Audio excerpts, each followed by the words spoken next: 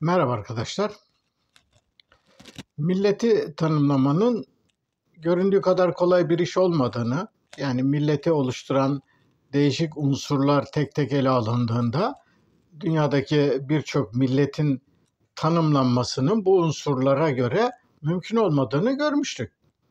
Şimdi bu konuya devam ederken özellikle etnisitenin, etnik kökenin ne anlama geldiğini daha somut bir örnek olması açısından Anadolu coğrafyası üzerinden ele almaya çalışacağım.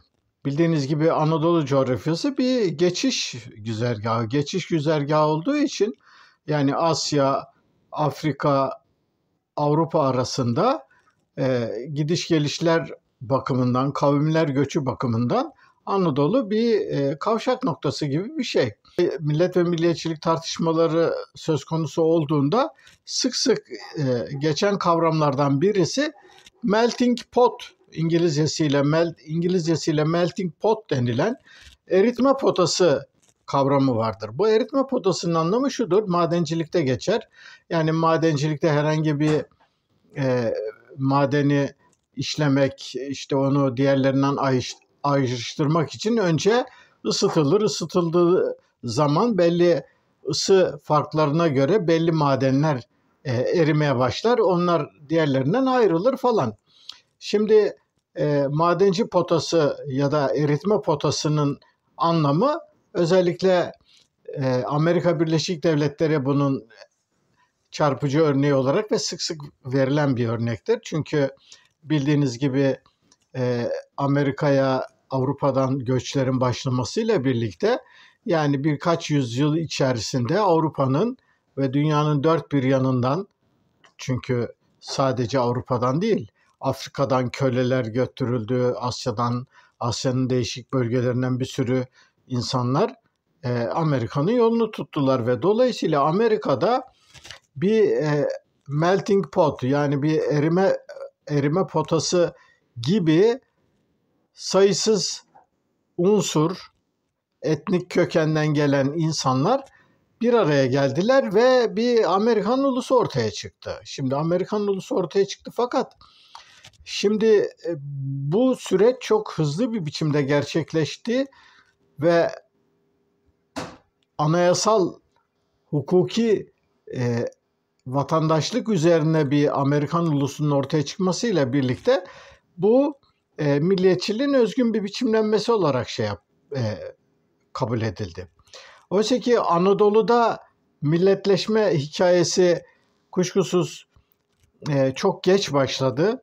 Özellikle Türk milliyetçiliğinin doğuşu, önceki videoda da vurguladığım gibi 1900'lü yılların başlarına denk düşüyor. Yani ondan öncesinde Anadolu'da bildik anlamda bir milletleşme yok.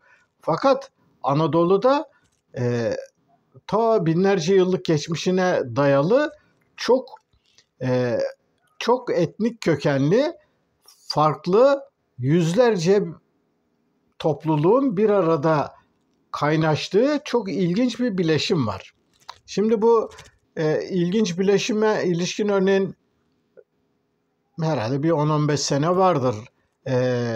Isparta'da bir mağarada sanırım 10-15 tane iskelet bulunmuştu. Bu iskelet bulununca tabii bir merak konusu oluyor. Burada çalışmalar falan yapılıyor. Çalışmalar yapılınca, DNA testleri falan yapılınca bir bakılıyor ki yani bu iskeletler hiç öyle yakın bir şey değil. Neredeyse 8-10 bin yıllık bir geçmişe dayanıyor.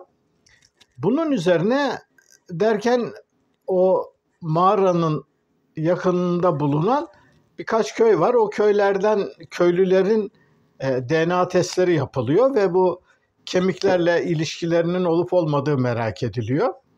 Tabii bu DNA testi yapılmadan önce köylüler böyle bıyık altından gülerek yani ne alaka biz özbeöz Türk'üz, Orta Asya'dan gelmişiz, bizim atalarımız Türk, bunlarla bizim ne ilgimiz olabilir falan diyorlar.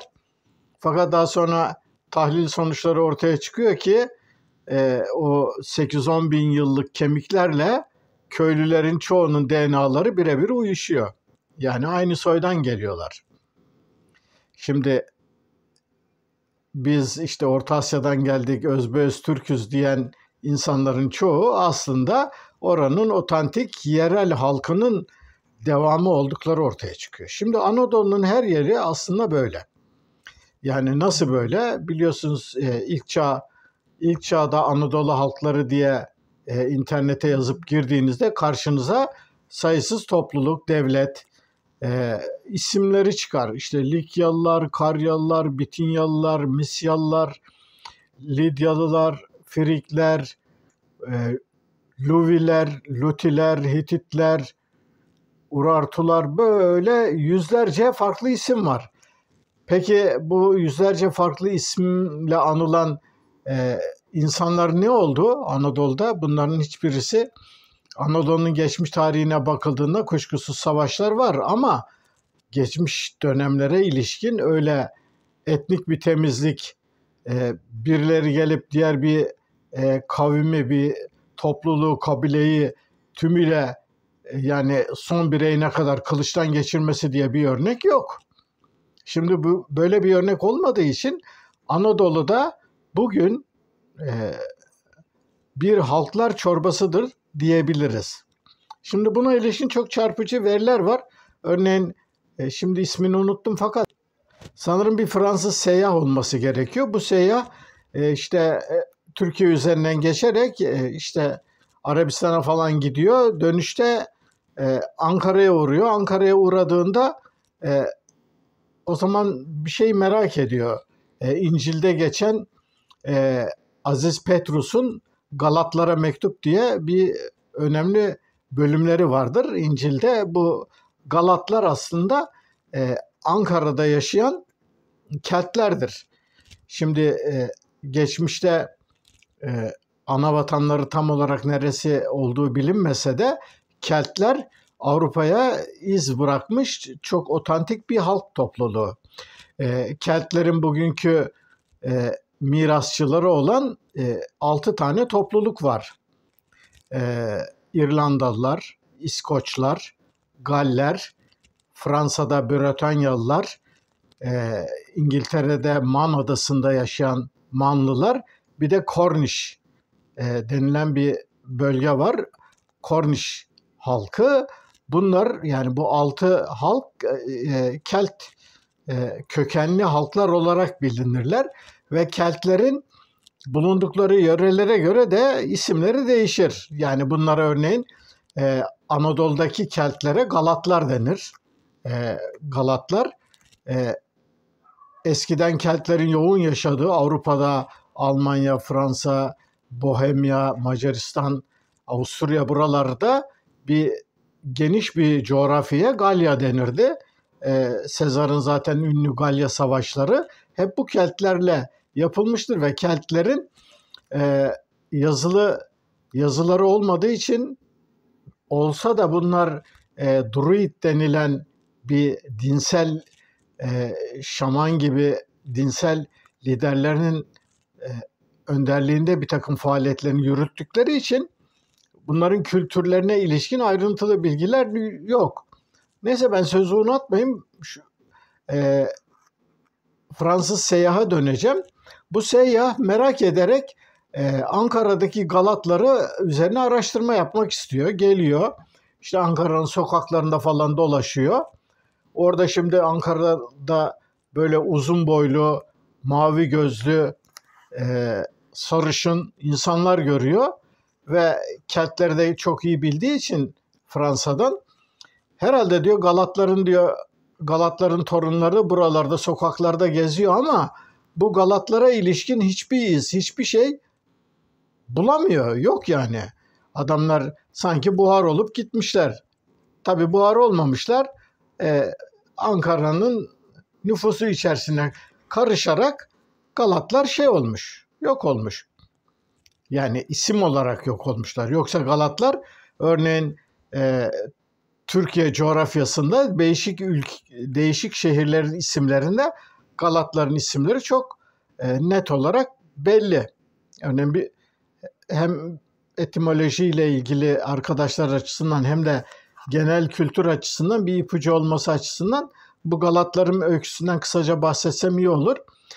İsa'dan önce 3. yüzyılda, yani 270'li yıllarda İsa'dan önce Orta Avrupa'dan, yani büyük ihtimalle Macaristan ya da Bohemya'dan, o bölgeden çok büyük, toplamda 20 bini aşkın 3 tane büyük Kelt kabilesi, Galat kabilesi doğuya doğru harekete geçiyor. Bunlar çok savaşçı bir topluluk. Savaşçılıkları da şöyle bir şey. Savaşa giderken bunlar, erkekleri falan, hiç tıraş olmazlar. Saçları, sakalları çok uzundur ve savaşa çırılçıplak girerler. Böyle korkunç naralar atarak ve ellerinde baltalarla, kılıçlarla, yani bunların karşısına çıkanlar zaten o görüntüyü gördüklerinde bir kere panik haline geliyorlar. Neyse, uzatmayayım. Bu Galatlar 3 büyük kabile olarak Balkanlardan önce Yunanistan'a giriyorlar. Yunanistan'ın altın üstüne getiriyorlar. Örneğin ünlü Delfi Tapınağı'nı falan talan ediyorlar, yağmalıyorlar. Oradan İstanbul önlerine geliyorlar ve İstanbul'da Bizans'ı kuşatıyorlar. Eminönü ve Fatih ilçelerinin kapladığı yerleri düşünün. Yani Suriçi'nin olduğu bölgeyi düşünün. O dönem gene bir surlar falan var. Galatlar karargahlarını gidiyorlar. İstanbul'un karşısında, bugün Beyoğlu olarak bildiğimiz Karaköy'ün orada karargah kuruyorlar. 2-3-4 ay bu kuşatma sürüyor, savaş falan sürüyor. Fakat ellerinde yeterli teknik bir denizi aşacak ve kaleyi fethedecek araçlar olmadığı için başarılı olamıyorlar. Fakat biz şehirdekilerle anlaşmaya varıyorlar ve belli bir fidye alarak oradan ayrılıyorlar. Şimdi Galatların ordugah kurdukları bölge daha sonra Galatlar Tepesi olarak anılıyor. O Galatlar Tepesi daha sonra işte bugün bildiğimiz Taksim'deki o Galata bölgesi haline geliyor. Galata Kulesi de oraya yapılıyor. Yani Galatasaray'ın adının geçtiği Galata'nın hikayesi bu Galatlardan geliyor. Bu Galatlar daha sonra Çanakkale tarafına gidiyorlar. Çanakkale'ye boğazını geçmeden önce gene bir şehir kuruyorlar orada. Oraya da Gallipoli deniyor. Daha önce de söylediğim gibi Galatların değişik isimleri var. Galyalılar, Galliler, Gallerler, Galatlar diye. Dolayısıyla Gelibolu'nun adı da bu Galatlardan geliyor.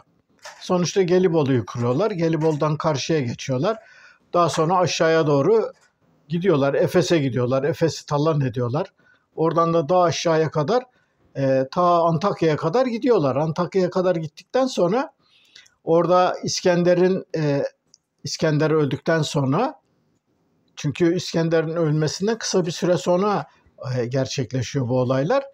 İskender'in ölümünden sonra İskender'in generallerinden birisinin ordusunu dağıtıyorlar İskenderun körfezinde. O geminin, amiral gemisinin çapasını alıyorlar ve yollarına devam ediyorlar. Döne dolaşa en sonunda bunlar Polatlı'ya geliyorlar. Polatlı'dan sonra da Ankara'ya geliyorlar. Ankara'ya geldiklerinde oranın durumu kendi yaşadıkları bölgeye benziyor olsa gerek ki buraya yerleşiyorlar. Bir tepeye o çapayı koyuyorlar ve orada bir kale inşa ediyorlar ve oranın adı daha sonra Ankria oluyor. Şimdi Galat dilinde, yani Kelt dilinde ankor çapa demek. Bu televizyonlarda ankormenler vardır ona. Yani kanalın arkasında duran ya da sırtını dayadığı güçlü çapa gibi insan anlamında ankormen sözü geçer. Bu işte Galatların dilinden geliyor ankormen. Sonuçta Ankara adı bu Galatlardan geliyor. Yani çapadan geliyor. Örneğin bugün Ankara'da bazı mekanlarda, diyelim alışveriş merkezlerinde, şurada burada çapa öyküsü anlatılır. Çoğu insan arada bir bağlantı kuramaz. Yani Ankara nere, gemi çapası nere, ne alaka falan derler. Onun öyküsü aslında buradan geliyor. Yani bunu şunun için anlatıyorum. Şimdi Anadolu'nun değişik bölgelerine gittiğimizde bu Galatlar gibi çok sayıda halkın, etnik topluluğun Anadolu'dan gelip geçtiği ve bunların yerleşerek orada bütünleştiklerini biliyoruz. Yani örneğin Osmanlıların ve Selçukluların ilk dönemleriyle ilgili tarih kitapları ya da Vakanüvislerin kitaplarına ya da bazı resimlere falan bakıldığında ilk Osmanlıların çekik gözlü bildiğimiz Mongolit tiplerdir. Yani Moğollar gibidir ama kısa bir süre sonra özellikle de Osmanlı padişahlarında simgeleşmiş olan o kartal gaga burunlu, yani işte Rumlarla buranın yerli halkıyla birleşmenin sonucu olarak alameti farikası olan o gaga burunlu padişahlar falan ortaya çıkmaya başlıyor.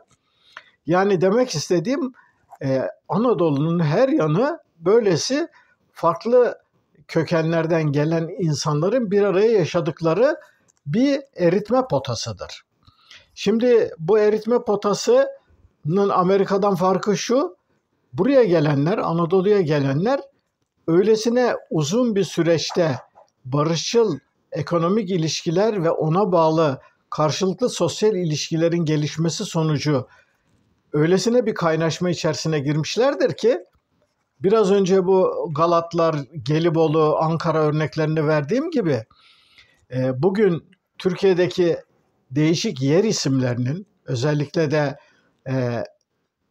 başta büyük şehirlerin isimlerinin çoğunun ta ilk çağlardaki eski halkların dillerinden gelen kelimeler olması bunun en somut bir kanıtıdır. Yani örneğin bugün Konya bugün örneğin işte İslamcılığın yoğun olarak yaşandığı muhafazakar bir yer olarak bilinir. Ama Konya ismi, Konya İkonyum'dan gelir. İkon ise resim, suret, şekil demektir. Yani kiliselerde ikonalar vardır biliyorsunuz. Yani azizelerin resimleri kilise duvarlarına asılır. Şimdi Konya'nın adı da bu İkonyum'dan geliyor. Belli ses dönüşümlerinin sonucu olarak İkonyum sözcüğü Konya'ya dönüşüyor. Aynı şekilde aklınıza gelebilecek Türkiye'deki yer isimlerinin hemen hemen birçoğu Öztürkçe olan, yani bugünkü anlamıyla kullanılan örneğin değilmiş Eskişehir. Ama Eskişehir'in de esas yakın döneme kadar ismi Dorleon'du. Dorleon. Ama örneğin Adana ismi o da gene Hint-Avrupa dil ailesinden, örneğin Don Nehri'ni düşünün.